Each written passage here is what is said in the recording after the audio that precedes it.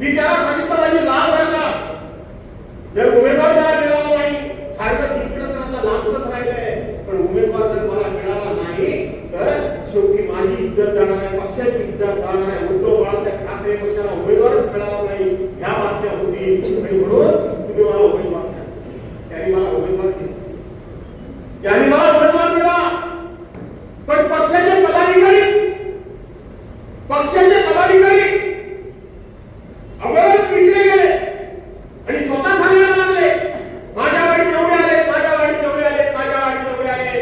जर भास्करमध्ये पहिलं पडलं असता तर काय केलं नसतं हे तुम्हाला सांगायची गरज नाही, वाट लावून टाकली. हे तुम्ही इतके कसे हे आम्ही असं शिवसैनिकांनी कधी बघितलेले नव्हते. आम्हाला शशी राणी सारखा शिवसैनिक आम्हाला माहिती आहे, दिवसभर विचार आमच्या रसारसामध्ये भिनलेला आहे. मगाशी तो फैसल भाषण केलं माझ्याबद्दल, काय सगळ्या काळांतरामध्ये या सगळ्या आयुष्यामध्ये या सगळ्या देवधुरीच्या व्यवहारामध्ये हे सगळे 50 कोटी 100 कोटींची चर्चा तुम्ही ऐकताय. तुम्हाला काय वाटतं आम्हाला ते मिळाले नसते, आम्हाला मिळाले नसते असं तुम्हाला वाटतं?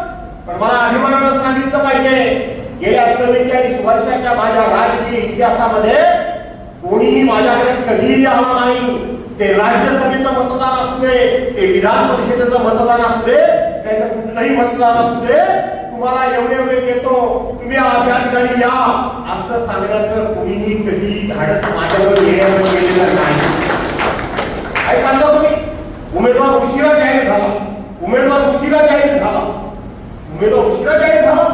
उमेदवार तुम्ही द्यायचा होता ना, तुम्ही माघार घेतली, तुम्ही त्या ठिकाणी उमेदवार जो दिला त्याला उशिरा जाहीर झाला.